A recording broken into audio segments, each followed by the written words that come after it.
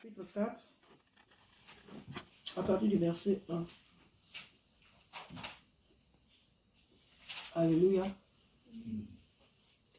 Jérémie chapitre 4, à partir du verset 1.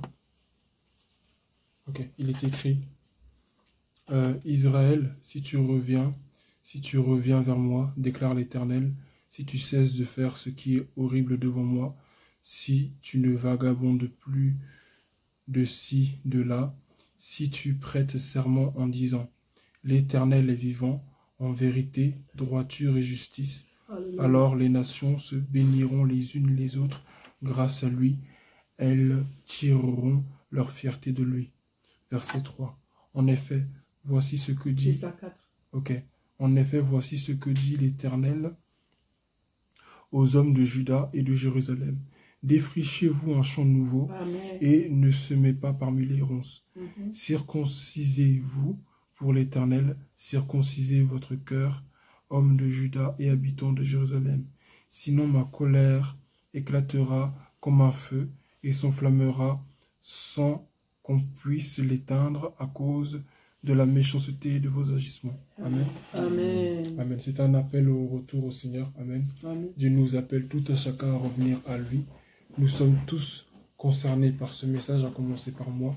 Dieu désire que son peuple, que ses enfants reviennent à lui. Vous savez, souvent lorsqu'on parle du fait d'être éloigné de Dieu, on s'attend plutôt à ce que Dieu nous parle de personnes qui sont vraiment reparties dans le monde, qui ont commencé à boire, qui ont commencé à fréquenter des filles. C'est pas forcément de ça dont Dieu parle. Amen.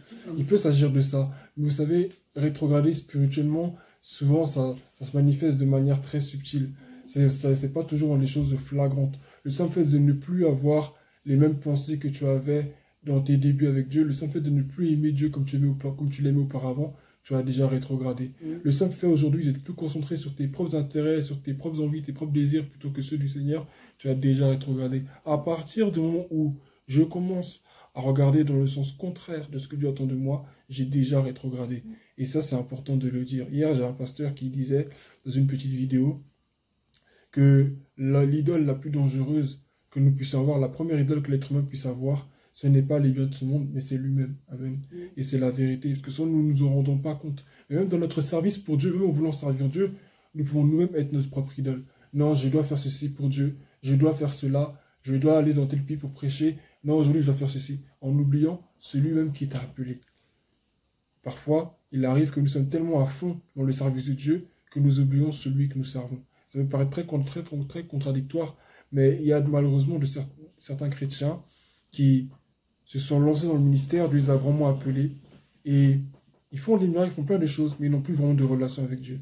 Ils sont présents de corps, mais absents d'esprit. Et Dieu veut que nous soyons entièrement présents. Il dit, Israël, si tu reviens vers moi, déclare l'Éternel, si tu cesses de faire ce qui est mal, horrible devant moi, si tu ne vagabondes plus de ci, de là, si tu prêtes serment en disant, l'Éternel est vivant, avec vérité, droiture et justice, alors les nations se béniront les unes les autres grâce à lui, elles tireront leur fierté de lui. Dieu attend de nous que nous soyons stables. Amen. Dieu attend de nous une certaine stabilité dans la foi. C'est vrai qu'on a l'habitude de dire, oui, je suis chrétien, donc le chrétien, le juste tombe et il se relève, etc. C'est vrai. Mais Dieu n'attend pas que chaque année qu'on tombe. Amen. Dieu ne nous attend pas que chaque jour on tombe. Il y a des gens qui sont dans le monde et ils sont stables dans ce qu'ils font, même si ce qu'ils font est mauvais. Amen. Nous avons le Saint-Esprit en nous. Amen. Nous avons la présence divine de Dieu en nous. Nous avons l'Esprit de Dieu créateur qui vit en nous.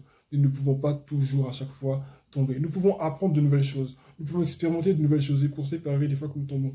Mais quant à ce qui concerne ce que nous avons déjà connu, ce que Dieu nous a déjà enseigné, nous ne pouvons pas encore être des bébés au lait, des bébés spirituels.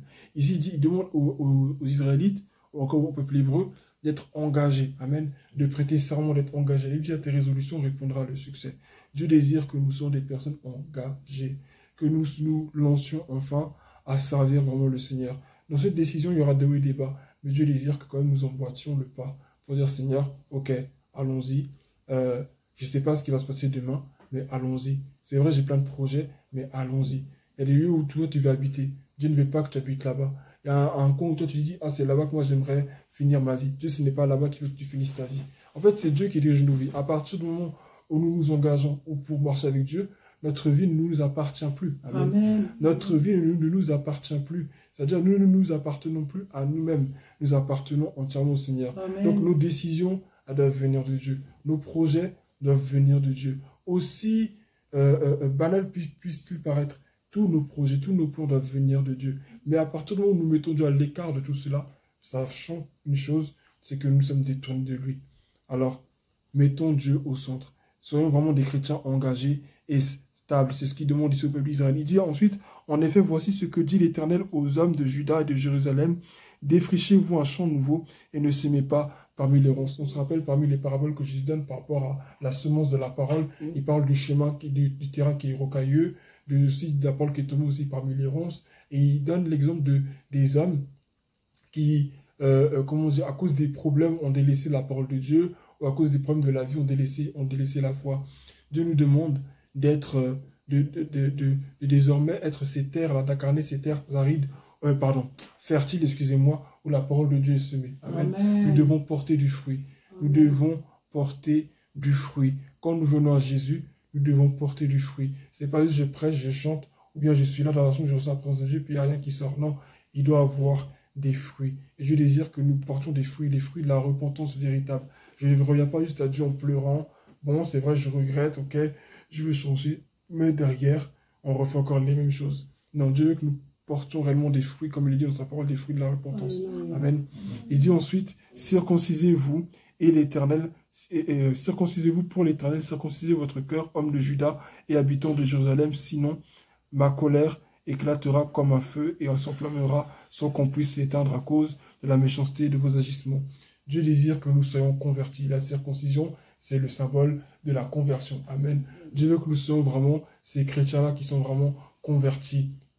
Ces hommes et ces femmes qui se laissent pleinement transformer, qui n'empêchent pas le Saint-Esprit d'agir dans leur vie. Des fois, on dit qu'on est chrétien, mais nous ne laissons pas Dieu agir complètement dans nos vies. Et nous nous blaguons nous-mêmes en disant, non mais Dieu m'aime comme ça, Dieu ne me juge pas, mais chacun son processus. C'est vrai que chacun son processus, mais dans ce processus en question, est-ce que tu laisses Dieu vraiment agir?